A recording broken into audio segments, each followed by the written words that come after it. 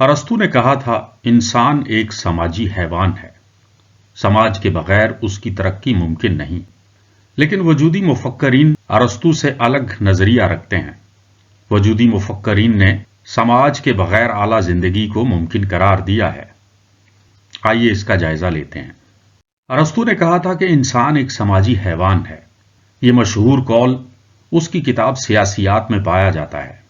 ارسطو کے مطابق انسان کی فطرت میں سماجی زندگی گزارنے کا رجحان شامل ہے، اور یہ رجحان اسے دیگر مخلوقات سے ممتاز کرتا ہے۔ سیاق و سباق: شہری ریاست کی اہمیت۔ ارسطو کے خیال میں انسان صرف ایک سماجی حیوان ہی نہیں، بلکہ وہ ایک شہری ریاست میں رہنے والا حیوان ہے۔ اس کے نزدیک شہری ریاست انسان کی فطری اور مثالی شکل ہے، کیونکہ انسان اپنی فطرت کے مطابق صرف ایسے ماحول میں ہی مکمل ترقی کر سکتا ہے۔ زبان اور استدلال کی صلاحیت۔ ارسطو نے کہا کہ انسان کو لوگوس عطا کیا گیا ہے، جو اسے سماجی تعلقات بنانے اور اخلاقی اصول وضع کرنے میں مدد دیتا ہے۔ تنہائی کی مذمت۔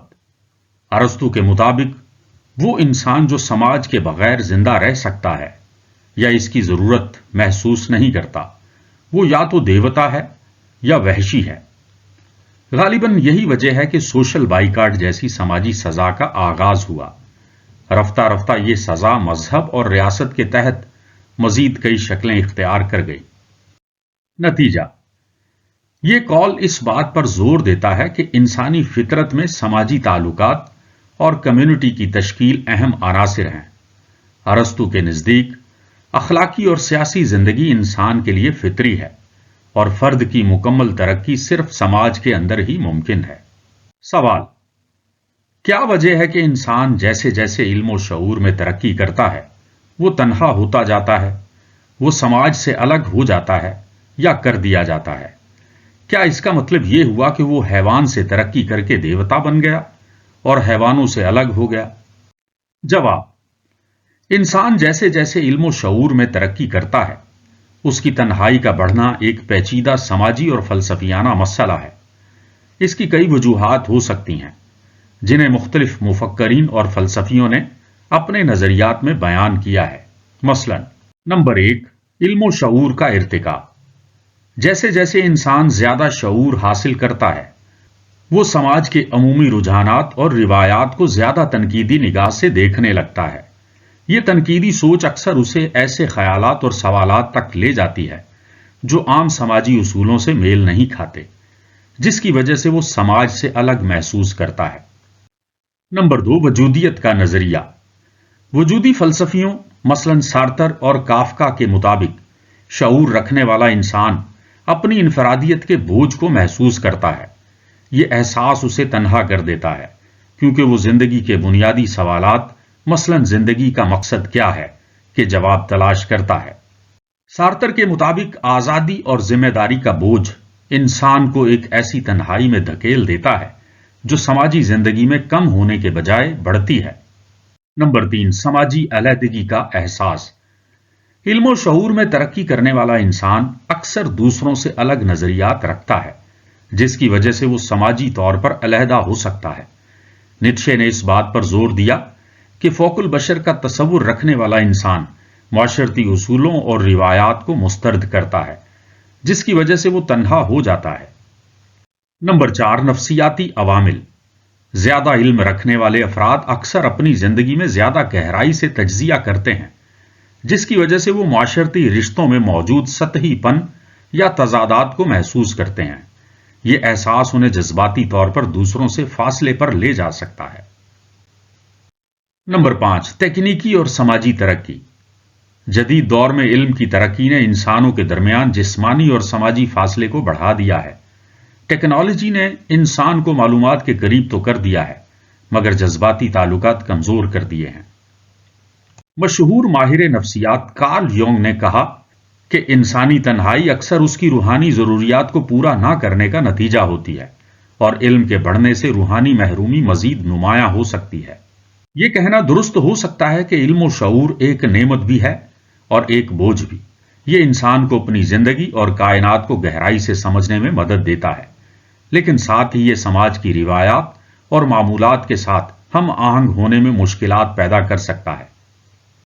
اس کے باوجود یہ تنہائی انسان کو اپنی حقیقی خودی کی دریافت کا موقع بھی فراہم کرتی ہے، جو کہ زندگی کے ایک بڑے مقصد کی جانب ایک اہم قدم ہو سکتا ہے۔ اس طرح ارسطو کے قول کی کیا حیثیت رہ جاتی ہے؟ اس کا مطلب تو یہ ہوا کہ جو انسان سماج میں رہے وہ حیوان، اور جو سماج کی ضرورت سے آزاد ہو جائے وہ دیوتا۔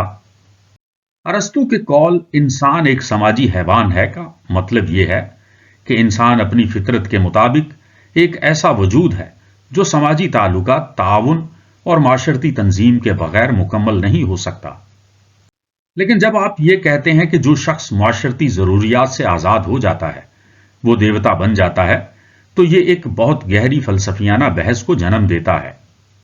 ارسطو کا سیاق و سباق۔ ارسطو کے نزدیک انسان کا سماجی ہونا اس کی فطرت کا لازمی حصہ ہے۔ وہ کہتا ہے کہ انسان صرف معاشرے کے اندر رہ کر ہی اپنی صلاحیتوں کو مکمل طور پر ظاہر کر سکتا ہے۔ اگر کوئی انسان معاشرے سے الگ ہو جائے تو وہ یا تو ایک درندہ ہوگا یا پھر دیوتا، یعنی انسانی فطرت سے ماورا۔ درندہ اس لیے کہ وہ اپنی اخلاقیات اور قانون سے محروم ہو جاتا ہے، دیوتا اس لیے کہ وہ کسی ایسی حالت میں پہنچ جاتا ہے جہاں انسانی ضروریات اور حدود اس پر لاگو نہیں ہوتی۔ تنقید اور جدید تناظر۔ فلسفیانہ تنقید۔ ارسطو کا نظریہ اس زمانے کی معاشرتی حقیقت پر مبنی تھا جہاں فرد کا تصور کمیونٹی یا پولیس کے بغیر ممکن نہیں تھا، مگر جدید فلسفیوں مثلا نیتشے نے اس بات کو مسترد کیا کہ معاشرتی زندگی ہمیشہ ضروری ہے۔ نیتشے کے فوق البشر کا تصور اس بات کا ثبوت ہے کہ فرد معاشرتی اخلاقیات سے بالا تر ہو کر اپنے لیے معنی تلاش کر سکتا ہے۔ سماجی آزادی۔ علم و شعور کی ترقی کے ساتھ کچھ لوگ سماجی تعلقات سے آزاد ہو کر اپنی زندگی کے اعلیٰ مقاصد کو تلاش کرتے ہیں۔ ان کے لیے سماج ایک رکاوٹ بھی بن سکتا ہے۔ اس طرح وہ سماجی حیوان کے تصور سے ماورا ہو سکتے ہیں، لیکن انہیں دیوتا کہنا محض ایک استعارہ ہوگا۔